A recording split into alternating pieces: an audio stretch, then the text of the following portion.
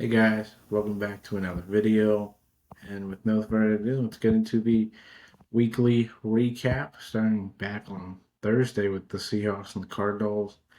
And this was an interesting game, to say the least. I mean, Seattle was dominating. They looked like maybe a top tier NFC contender, and then Arizona, late Marvin Harrison was able to finally show up, and this Arizona team was making plays, and it felt like, okay, maybe this will be a game. And then Seattle, thanks to these new kickoff rules, which have really come into effect so far these first couple of weeks, with teams being able to get better field position because they're you know running out more kicks, and kickers are having a hard time placing it closer to the end zone, so it's harder for the guy to return it. But Seattle 3-1, huge win. Um, yeah, I mean they're tied for first place with the Rams and Niners. So 3-1. The NFC West might be the most competitive division, like it was, just a couple of years ago. Um, and if you're Seattle, a win is a win. You thought that this would have been a bigger win, but still, they get the win. For Arizona, 2-2, and I mean it's just two hard losses. Like last week against the Niners, they had an opportunity. I mean, their offense wasn't doing anything, but their defense was shutting down the Niners' offense, which I know is banged up, but it's a Kyle Shanahan led offense, and you know they find Kyler, they decide to throw the ball when they should have ran it, make San Fran use that final timeout, and it's just like you know, and then this game they're getting blown out, and then they come back thinking, okay, maybe here they, are able to win this game, and then they blow it at the end. I mean, 2-2. I mean, I like what Jonathan Gannon and Monty Ossenfort have been building, but it might just be time to move on from Kyler. Because I think they do have an out after this season. It might just be time to move on from the this QB experiment. Try to go out there and get another guy, whether in the draft, free agency, trade market, and just kind of, figure out the offense. Because this defense is special, but it's like their offense, especially with the play calling with Drew Petzing and Kyler's inconsistency playing, it's kind of hard to really know how well this team is going to be unless they have a consistent offense, which I don't think they're going to have unless either they fire Drew Petzing or both they fire him and move on from Kyler. Moving on to the first ever Ireland game, Vikings and Steelers, and um, this is the Steelers defense that, just like last week, they make turnovers and it gets them the win. Um, a lot of injuries. Jalen Ramsey, Calvin Austin seem to be missing. Going to be missing a couple. Yeah, going to be missing, but they're 3-1. Um, and a win is a win. I mean, this offense probably the best it had so far against a really good Minnesota defense.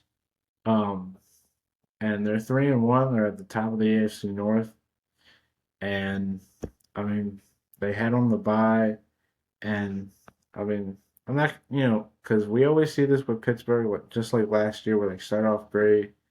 We have to see them consistently, you know, getting wins like this and being able to make it further. But we'll see. For Minnesota, this is a crushing loss because, you know, it felt like last week, and it was against the Bengals, who looked horrible without Gilberto, but it felt like this team was moving in the right direction, and then this loss happens. You know, for most of the game, Minnesota couldn't do a thing, and then fourth quarter comes, they get some huge block. They had some huge momentum changing plays, touchdowns, and it felt like, hey, maybe. they were going to win this game, but I think this says that Carson Wentz probably shouldn't be. Like, there should be no question that when J.J. McCarthy is fully healthy, maybe it's off the bye because they go to play the Browns in London next week. Maybe, McCarthy should for sure be the quarterback. I know he hasn't looked great, but, you know, after the way Wentz played today, I know he came back and the interception really wasn't on him, but still, Carson Wentz had that great week last week, but came back down to earth. And Minnesota maybe isn't as good as a lot of people thought they were. I didn't think they were a top two team in the division just because the on like the uncertainty at the QB position, and it's starting to look like maybe Minnesota chose the wrong guy. Now we'll see how McCarthy plays the rest of the year, but they might have chosen the wrong guy over guys like Sam Darnold, Daniel Jones, Rodgers, all guys that they could have kept, but they don't want to offer them huge deals that they probably wanted. On to the 1 o'clock slate, Washington at Atlanta. I can't believe this is the same Falcons team that lost last week 30-0 to the Panthers. But this is the offense we expected to happen. I mean, Michael Penix was making amazing passes. Kyle Pitts, Bijan, Drake London, Darnell Mooney. I mean, this offense was clicking on all cylinders. Is Washington's defense from to giving up a lot of big time plays, but still, I mean, Atlanta looked really good. They looked like a formidable opponent, and with Tampa losing, along with Carolina and New Orleans, specifically more Tampa losing, Atlanta can keep this close. I mean, they almost beat them back in week one, so we'll see. For Washington, it looks like Jaden and Terry will be back next week against Washington. I mean, against the Chargers, but it's very concerning that um how bad this defense has been so far. Like we all kind of knew heading into the year that I mean, we all kind of knew heading into the offseason their base needs were corner and edge rusher. Um, and they didn't really address those positions. I know they drafted some guys and brought in some free agency pickups, but they didn't really address those big time needs. And I feel like unless unless Washington, is able to just win games based off their offense with Jaden and Terry healthy, along with Ja'Cory Crosby Merritt and Debo, who's looked pretty good.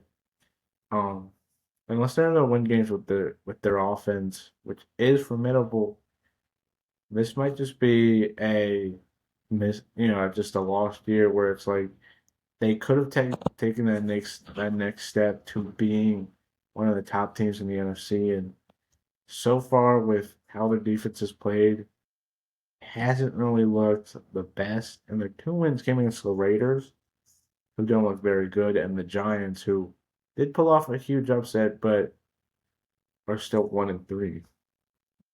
Moving on to the Bills and the Saints. This was close throughout the game. I mean, give credit to New Orleans. A lot of people are saying they're the worst team in the league entering the year. Like they're going to be tanking for whoever the top QB is. But they've been, last week against Seattle, if it wasn't for a block punt and a return punt touchdown, that game's probably a little bit closer. And I mean, they're formidable. I mean, you can't take the Saints who have the Giants next week. So we'll see if they can get their first win. But I mean, Buffalo, this, I mean, I get they have injuries on the defense, but this was a really close game that the Bills were able to take advantage of. But if they play against us against a good team, where it's like they're able to take advantage of the game being close and Buffalo not being able to score points, as much, because like there was a point where New Orleans had the lead and then it was called back because it wasn't a touchdown by Brandon Cooks. But if that was a touchdown and New Orleans took the lead, I mean, it's a completely different game. And the Bills are 4-0, and you have to give credit to them. And with how the schedule looks, it seems like they could be, maybe the first undefeated team. I don't want to jinx them, but maybe the first undefeated team since the Dolphins, or not, but since the Patriots to finish under the regular season because of how easy the schedule looks. Um, we'll just have to wait and see. Moving on to Browns at the Lions. Detroit, I mean, everybody buried them after week one. Not me. I thought Detroit was going to be back. I thought, yeah, they lost Ben Johnson and Aaron Glenn and Frank Ragnow and a bunch of other coaches. Um, but I was like, it's week one. They're adjusting to their coordinators. Green Bay, a lot of continuity. And I mean, the Packers have not looked good in the past couple of weeks. But Detroit looked amazing. The offense, it wasn't their best day, but it was against a really good Cleveland defense. So, but a win is a win. They're 3-1 with three straight wins. And I mean, if they continue to play like this throughout the year, they'll be a formidable foe. Um, and I think a real challenger to the Eagles, especially with how Philly's been winning these games.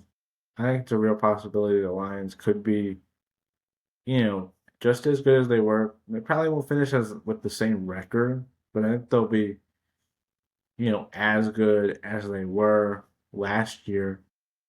And I mean, they're a Super Bowl contender for real. For Cleveland, if this offense was like at least like decent, like 16, 15, like middle of the pack, I mean, they could be a real threat to make the playoffs, but they just don't have any offense. I feel like if you're Kevin Stefanski, put in Gabriel or Shador, like see what you have out of those guys. You drafted them for a reason, and I mean, just see what you have in either guy.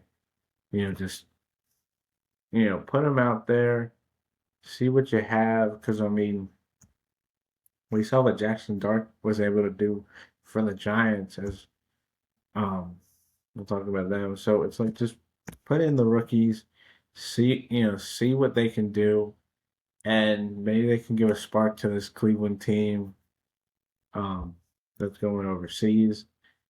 Moving on to an AFC South battle, Houston. I mean, they look like last year's Texans, or even 2023 Houston Texans, with how good this offense looked. I mean, they were able to move the ball, not in the first half, but in the second half. Stroud looked better. And a lot of people have been harping on him about how, oh no, he's, an RG3 where he peaked in his rookie year. I think it's more so the offensive line isn't very good. And outside of Nico Collins, the offense as a whole doesn't really have much, playmakers for Stroud to really be able to rely on to help him out. Like the running game hasn't really been doing anything, and we haven't got any updates on Joe Mixon. Um, but a win is a win. They're 1-3. They have the Ravens next week, which with how bad the Ravens injuries are and how bad they look, I mean that could be a game Houston can win.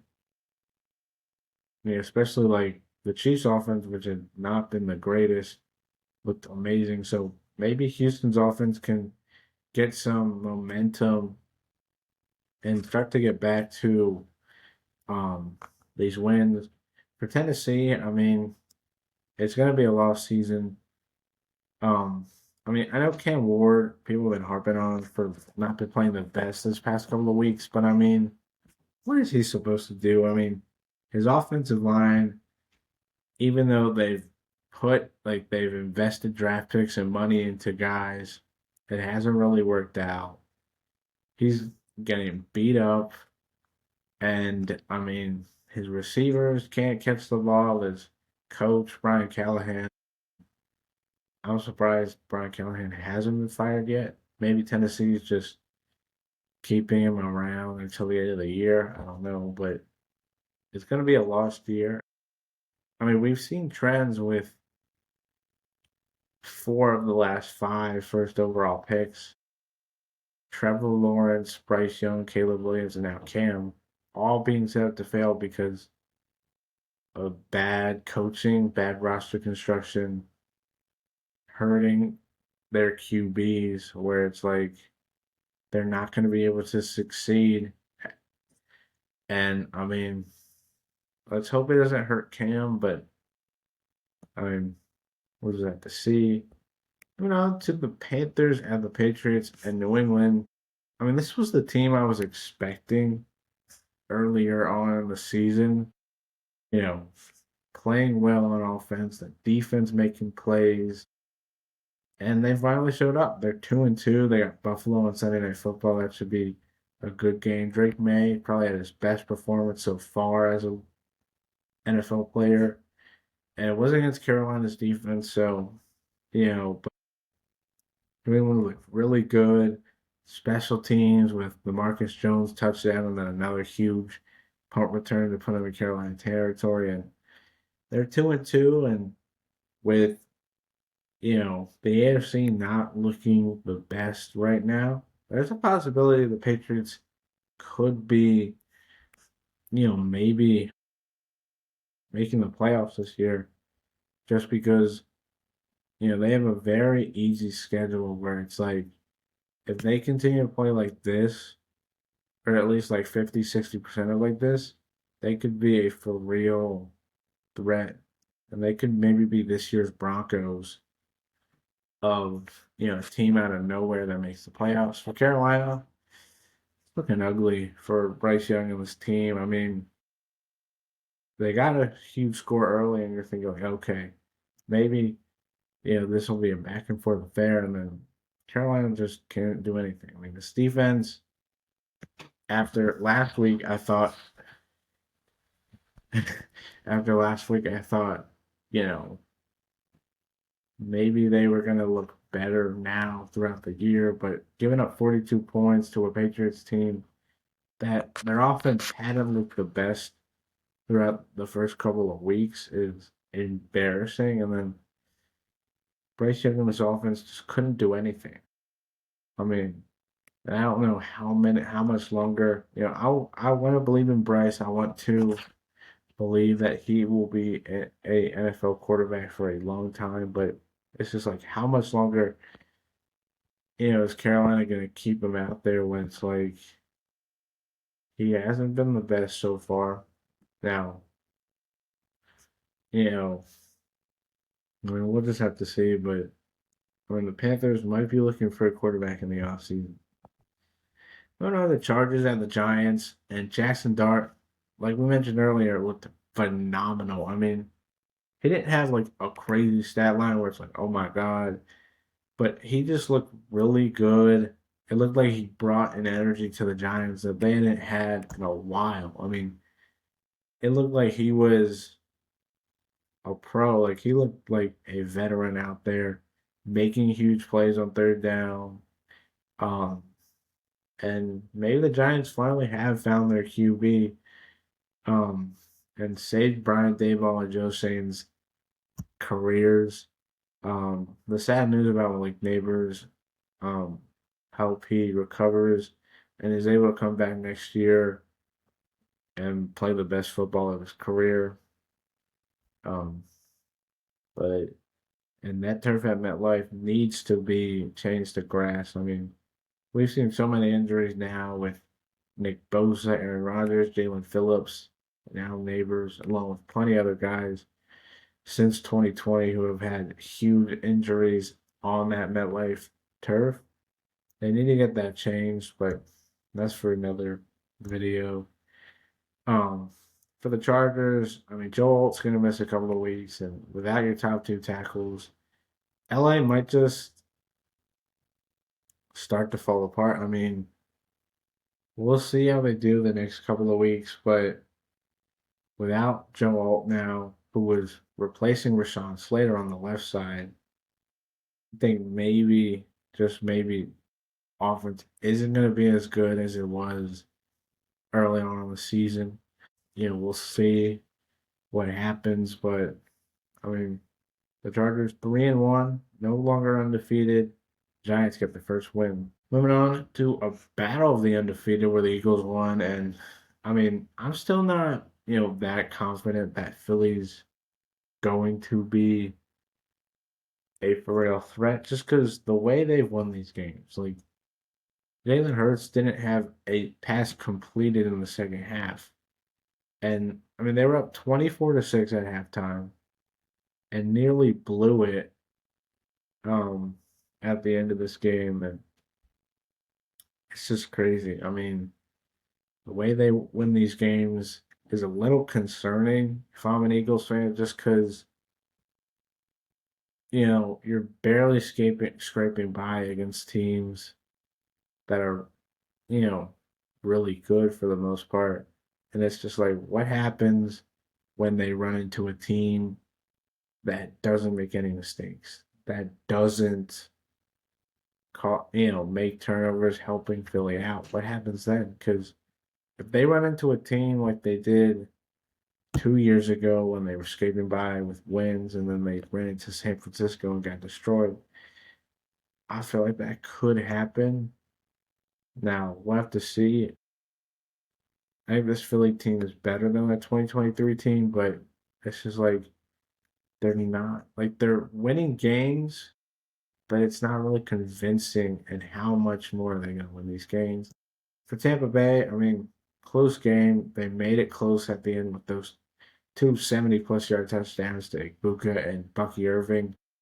The late pick by Baker hurts, but they're 3-1, which is the best start they've had in the Baker Bowles era. So, hey, I mean, they'll be back. I mean, just like the Rams. I mean, if you're Tampa Bay, I feel like you take away where it's like if you just don't have the bad mistakes in the first half and you're rolling, you could be a threat to the Eagles when it comes January. So if you're Tampa Bay, you just gotta say, hey, we lost, but we could have beat them. So we just gotta be more consistent and we can win these games. Moving on to the 4 o'clock window. Colts at the Rams, and LA 3-1, first place, tied for first place. Um, but a huge bounce back win. I mean, they almost beat the Eagles. So huge bounce back win. Stafford looks good. This offense looked really good. This defense um continues to make plays. Cam Curl with a huge INT. Um, and 3-1 is 3-1. I mean, the Rams look really good. They look like a formidable team and look like an NFC contender for the Colts. Just gotta say, hey, a loss is a loss. Like just like how people say a win is a win, a loss is a loss. Yeah, they had control for most of the game, and Jones had a couple of picks, but I just think this is a game where it's like they were bound to lose. Like every team loses a game. I think the Colts were bound to eventually lose a game, but hey, they're 3-1. Jacksonville now is tied for first place with them, but hey, they still will have a chance to be one of those top tier AFC teams and maybe make a run. But hey, if you're the Colts, you just gotta say, hey, we lost a good game, and we'll just next week gotta play better. Moving on, Jags at the Niners.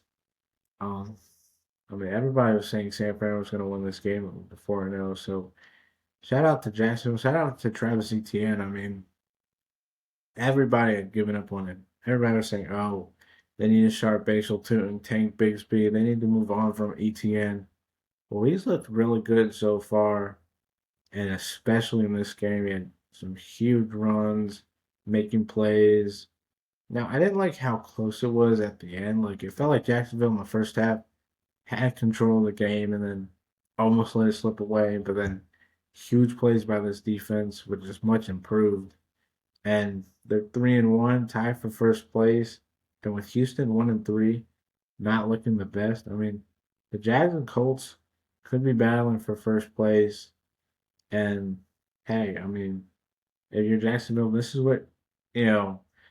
I mean, this is probably what they were hoping for because they probably didn't think they were going to be contending back in the South once again. But hey, you have a chance to win the South for the second time in the T-Law era and maybe win another playoff game and at least revive some of this team to get maybe back on track to what everybody thought they were going to be after that 2022 season.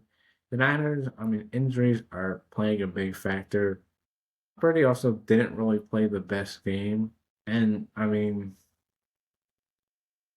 kind of said it, all throughout the offseason that, San Fran's going to go as far as Brock Purdy can take them. Yes, they're injured, but I mean, we've seen QBs all the time be able to take teams, even with injuries or just less talent, and elevate them. And I don't think Purdy can do that. And, you know, I mean, not to be a Purdy hater, but it's just these are the type of losses that, like, I think San Fran's going to have with Purdy, where it's like they have a game where they have an opportunity to win and show that, like, they're still this really good team, but Purdy is kind of holding them back. And I think the Niners will still maybe be a threat in the NFC, but I don't know if they'll be as good of a team as a lot of people expected them to be prior to the year. Moving on to the Ravens at the Chiefs, and Casey looks back. I mean, they look like a formidable unit. They got the Jags on Monday night. That'll be a good game in Jacksonville. And hey, they look like the team we all expected to show up at the beginning of the year. Xavier Worthy's back. Once they get Rasheed Rice back, this offense will be clicking on all cylinders, and they'll be a title favorite. The Chiefs look great. For the Ravens, injuries played a factor, but it's more so on the coaching staff. This defense is not very good. They very much miss Mike McDonald, and I mean, they just are not very good. Like, it seems like the coaching staff is letting them down. Like, and even, people are gonna say, "Oh, if they're healthy," well, we saw this team mostly healthy in Week 1, below that 15-point lead. So it's like, even if they're healthy, the defense is not going to be still the greatest. And I don't want to say it because the Ravens are talented, but they might miss the playoffs this year, and maybe it's a blessing in disguise. Because the last time the Ravens missed the playoffs, they got Kyle Hamilton and Tyler Linderbaum. So maybe missing the playoffs this year, helps them out. But until probably John Harbaugh and this coaching staff gets fired and they're able to bring in a new coaching staff, I don't think this Ravens team is going to be able to contend with the top tier teams because they just don't really have it anymore. To Bears at the Raiders, and shout out to Chicago. These were the type of games, past regimes like Matt Nagy, John Fox, even Matt Eberflus, like the past three regimes probably would have lost, and Chicago would have been 1-3. Instead, they're 2-2, headed on the bye.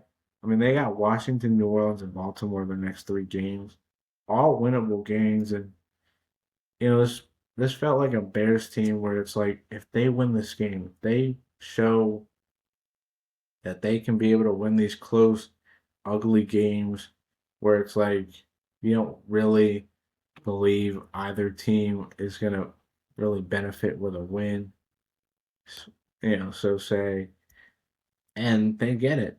The defense had some huge turnovers and they were able to get the win.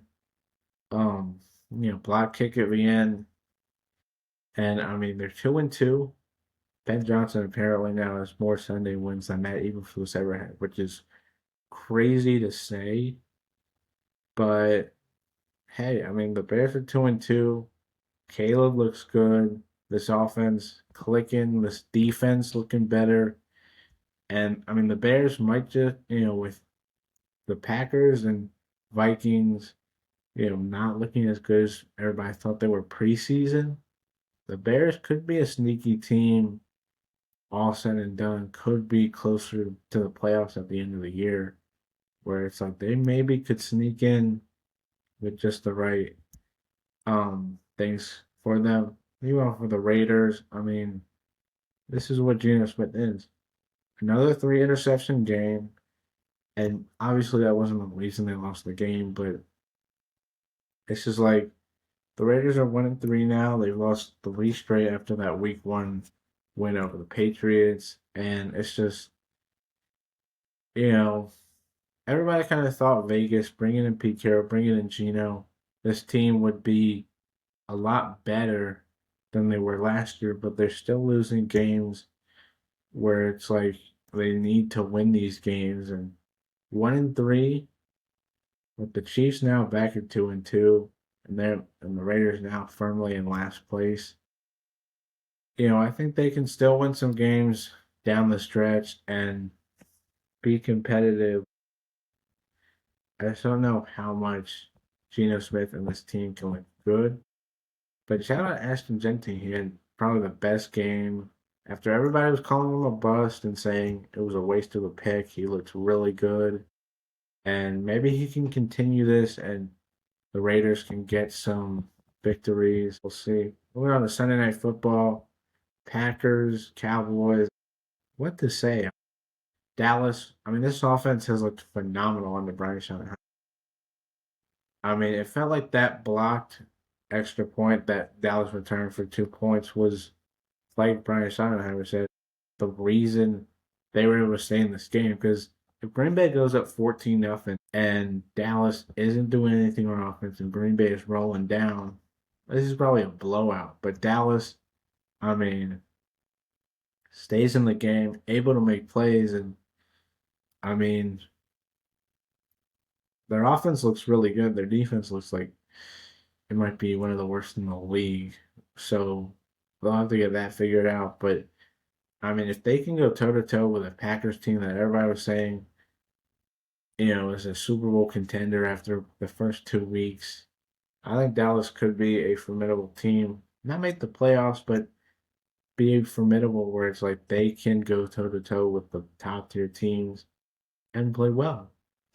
For Green Bay, I mean, this is a game that you have to win. With Detroit now winning three straight, Green Bay kind of needed this win to stay in front, and they just couldn't. I mean, their defense, which everybody was saying was one of the best in the league, got chewed up. I mean, they literally got destroyed. And I know Dallas's offense is really good, but it's like Green Bay's defense was like before Jeff Halfley, like the Joe Barry defense. This is what it was like, where it's like they were just giving up big play, big play, big play.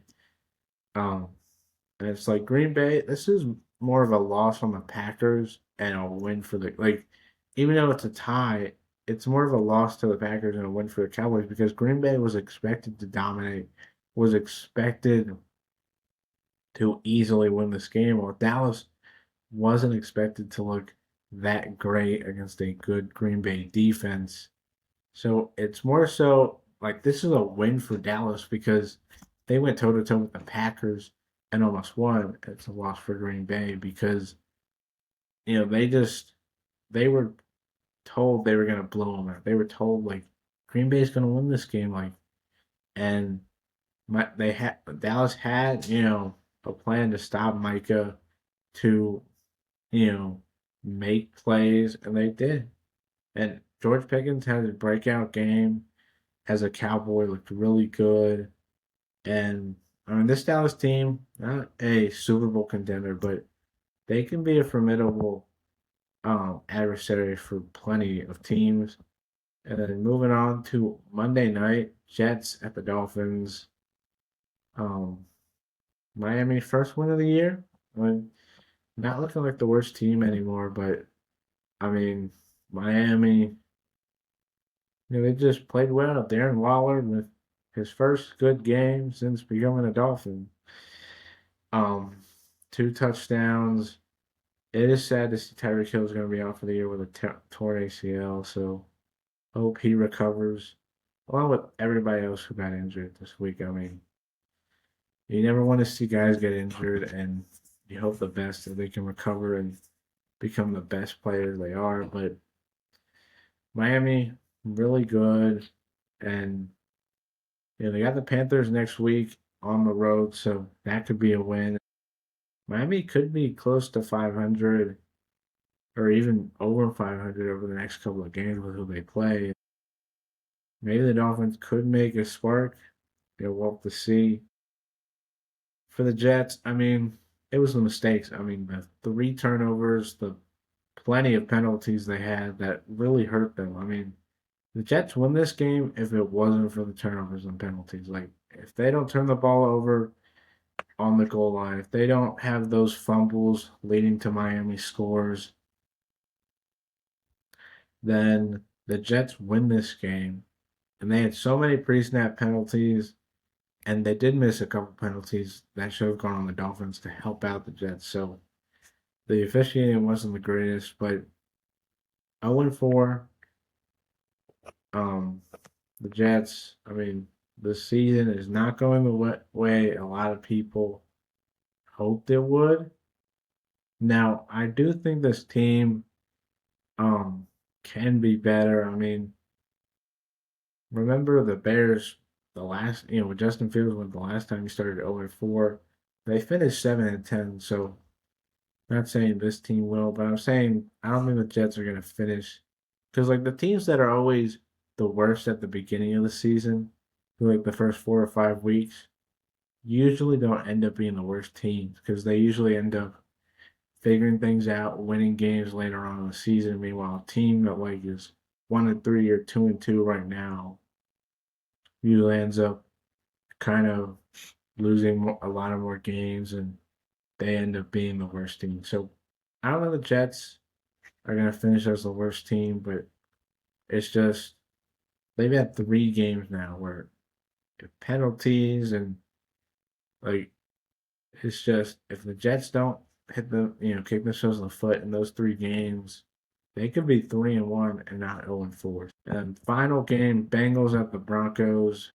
Denver, huge bounce back win after the last 2 losses were game-winning field goals against the Colts and Chargers.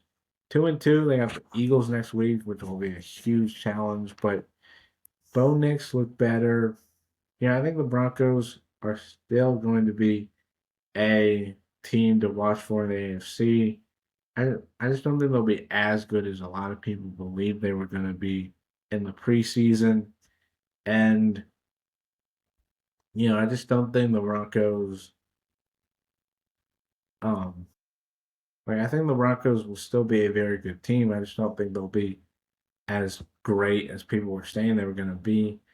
And a huge win, 28-3. Um, but huge bounce back win to move to 2-2 and at least keep their season alive. Because 1-3 starts, you don't really want to start 1-3 because there's worse odds to make the playoffs. For Cincinnati, Joe Burrow might have been the only reason why this team was remotely competitive the first 2 weeks. Because so far, it has been against 2 very good defenses, but their offense has looked horrible. And I don't know if they can be in contention when Burrow maybe wants to come back in December. This might just be a lost year, and maybe the Bengals finally move on from Zach Taylor and bring in an actual competent head coach. Now we'll see, but so far without Burrow, the Bengals have looked horrible. And I mean, I don't know what to expect, but yeah, that will be the end. Hope you guys enjoy it. Hope you guys hit the subscribe button, like, comment, what your thoughts are. And hope you guys have a great day. And I'll see you guys on Thursday. Bye.